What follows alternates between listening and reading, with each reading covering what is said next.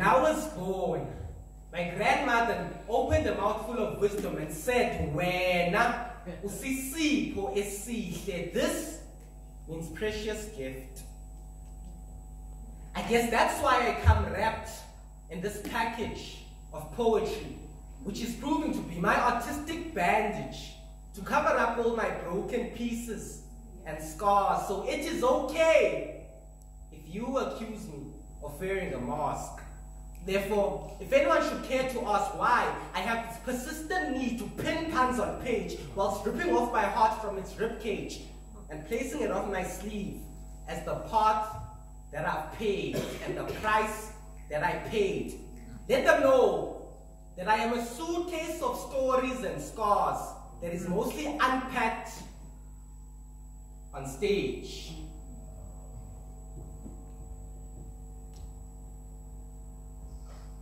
Reporting live from the Concoan Theatre in 3. Breaking news! In breaking news, an urgent alert has been received from the weatherman, and it reads, "Caution to those who trust in humans and mortals, beware." Message complete. Whoa.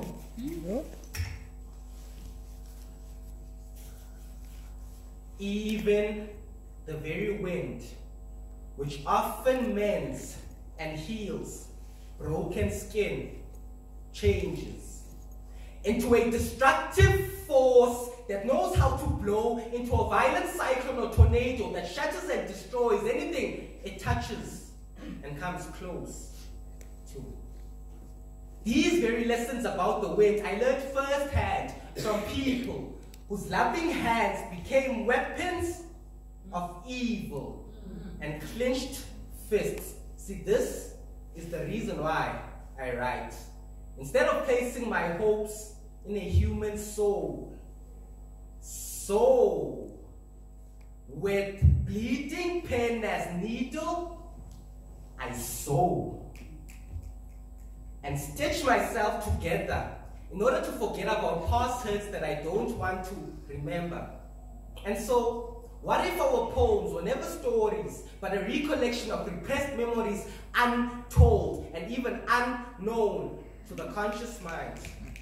I'd say that this art thing is too much of an extreme sport that leaves you all exposed, since it demands you become a sacrifice for slaughter, turning every recital into a blood show. Yet you say it's poetry? I call it bleeding. But since blood cells contain oxygen, then I guess bleeding must be synonymous with breathing. Welcome to the world of art, where a writer dies on stage, yet no one is left grieving. But we still continue pouring out our tragedies, even when they become a thrill for those who are seeking healing. Therefore, to die on stage is to give life, just like the irony of the fire burning itself out to give light.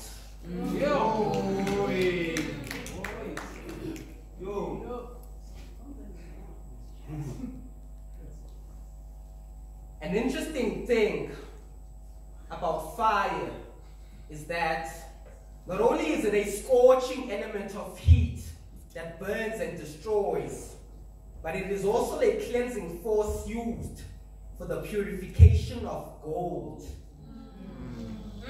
In other words, these writings are not just poems, but they are fires that churn deeply within our bones in order to provide warmth for the audience, who always seem to mistake a painful burning for creativity and performance. Behold, the magical melodies that are sung through our poems are mostly composed of melancholic stories that we would rather remain untold. But for the sake of the other, our mouths became a volcanic eruption, spewing out molten lava in order to provide heat and warmth for our mothers, brothers, sisters, and lovers. But in a dark world where the love of many changes and becomes evil, just like fallen angels transformed into demons, may this work of art become a fortress to rest, where your minds on blank spaces. For these writings are not poems, but they are my mental assailant. Dear child, yes, of course I know that there are probably only grown people present within this theater room, but I'm talking about the child, the resident within. You know, the child who is barely ever seen and remains unrevealed. I'm also talking to the child who often panics by holding on to people they were never meant to walk hand in hand with because of the fear of being abandoned. Dear child, before you build your home in another, may you first find it within, beneath the surface of your skin. For the body is not only a skeletal structure that is composed of skin and bones as its infrastructure, but it is a temple at a home that houses the soul. And so, I hope you'll first look within for everything that you outwardly seek, and that on days where the light at the end of the tunnel seems difficult to find and see, as if this were a game of hide and seek, I hope that you'll remember that you may be the very light that you seek. With regards to seeking for the truth and light, it is said that the truth will set you free. But here's a disclaimer they really fail to mention.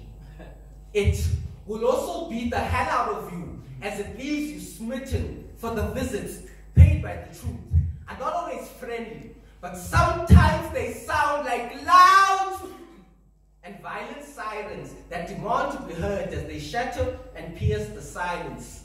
So on days when the silence no longer remains golden because of the heavy words that were spoken by a poet reciting, may you remember that some poems are composed with content that is not exciting, for they speak a different language from society, which was never meant to tickle the ears, but touch your psyche. This poem, this fragmented poem, is a severed work of art that is crafted for the young boys who became men, who seasonally carried their childhood scars of being molded and carved by clenched fists and backhands of open palms that belonged to angry craft men, who repeated their movements of throwing punches and I'm sorries in an abusive cycle, for they were also recycled from broken and shattered homes that were the dwelling place of people who raged with fury like the storm. This poem is a note written for those who couldn't quite crack their DNA codes and coded with the genes of progenitors who could never stay for all seasons but had to leave. So in summer, they planted their seeds only to catch a hike with the autumn wind, leaving behind children who grow to be cold as winter when they recognize that they themselves are offsprings. And from their family trees, this is a prayer for the broken heroes who grew up to be known as the scariest of villains, even though they are only just wounded victims seeking to escape their post-trauma by taking on some of the characteristic traits of the monsters who once caused them to shatter and break, just so they can feel some form of power over what once caused them excruciating pain. For it is the broken that learn how to break. Therefore I pray that the wounds of the broken resident beneath their skin might begin to heal, even though they could never be walked in the wind. For I understand that monsters were never born but were built and formed, just like villains were conditioned only to be out of control. This is for the girls who no longer experience their present as a gift, for they are the uprooted flowers that got crushed and picked before they could ever even blossom. Now they are found making their homes deep in the depths of rock bottom, with no hopes for a better tomorrow, since what they only know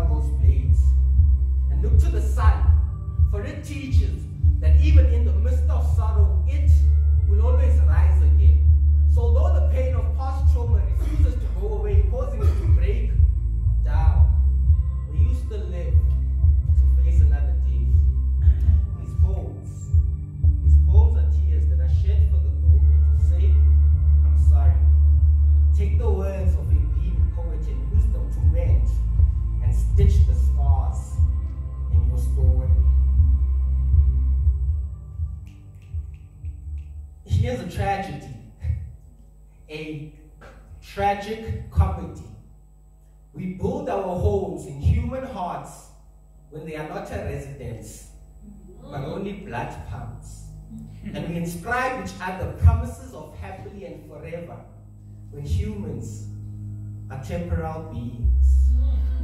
So please, pardon the regret that is locked up within this pole, but when the salty rivers that once gushed and flowed from the windows of her soul became a dry desert of abandoned tears that could no longer cry for me, I finally took note of an irony that is composed of regretful memories and blues that bring up regretful melodies and tunes of how the only way we know what we've sometimes got is when we lose it.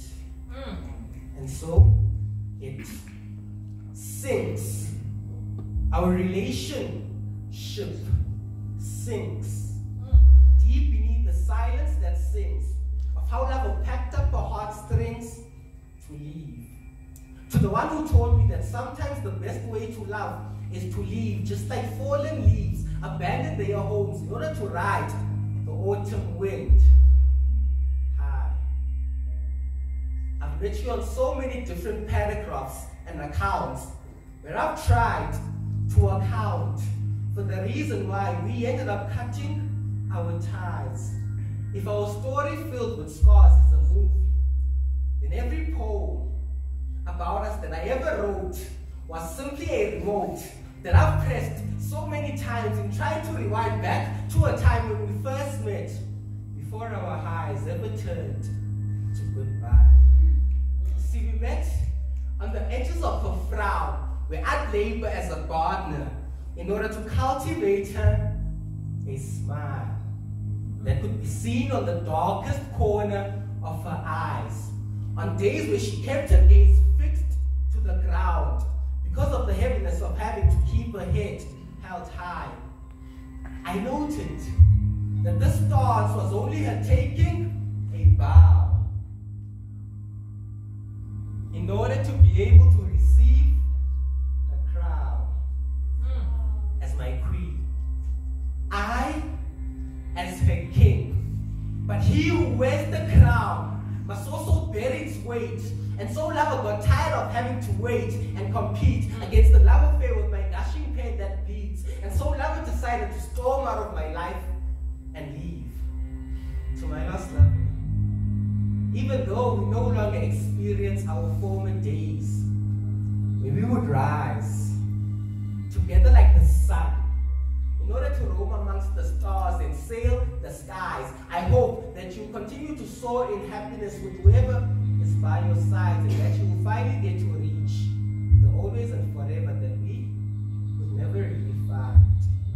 And so, as my lost lover now rages and storms out of my life like the wind, I know that beyond her fury is still a touch that can mend and heal broken skin. And that if you were to push past her walls to enter the eye of the storm at her very center, you'd find peace.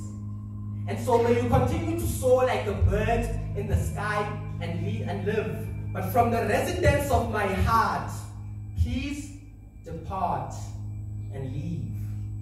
But I want you to live.